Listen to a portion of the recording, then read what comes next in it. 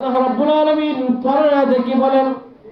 فَوَرَبِّكَ لَنَحْشُرَنَّهُمْ وَالشَّيَاطِينَ ثُمَّ لَنُحْضِرَنَّهُمْ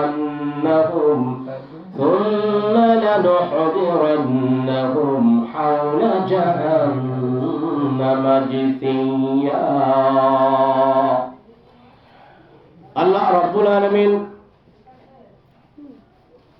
68 নম্বর আয়াতে ঘোষণা করেন, সুতরাং আপনার পালনকর্তার কসম।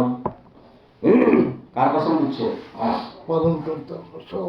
সুতরাং আপনার পালনকর্তার কসম, আমি অবশ্যই তাদেরকে এবং শয়তানদেরকে একত্রিত সমাবেত করব। নাউজুবিল্লাহ। কাদেরকে? ওই যে যারা কাফের, শয়তানের পদাঙ্ক অনুসরণ করেছে, তারা যে বলেছিল যে আমরা মরে যাওয়ার পরে পচে গেলে তো শেষ হয়ে যাব, কে আবার আমাদেরকে জীবিত করবে? নাউজুবিল্লাহ। বলেন, কে জীবিত করবে? আল্লাহ জীবিত করবে। এটা যারা বিশ্বাস করতো না, তাদের ব্যাপারে আল্লাহ তাআলা বলতেছে, আপনার পালনকর্তার কসম, আমি অবশ্যই তাদেরকে এবং শয়তানদেরকে একত্রে সমবেত করব। নাউজুবিল্লাহ।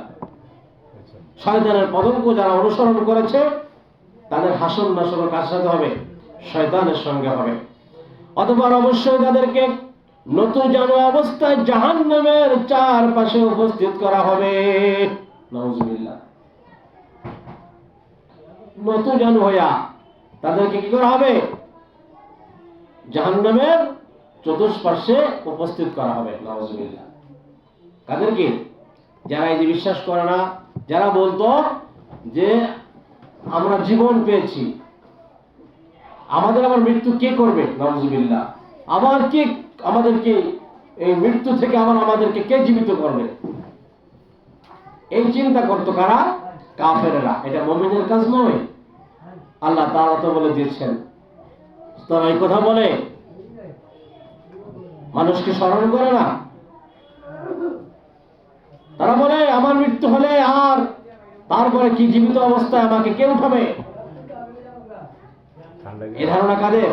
কাফেরদের। এটা মুমিনদের ধারণা নয়। মুমিন এই ধরনের কথা বলতে পারে না। আল্লাহ তাআলা তাই বলতেছে, আপনার পালনকর্তার কসম।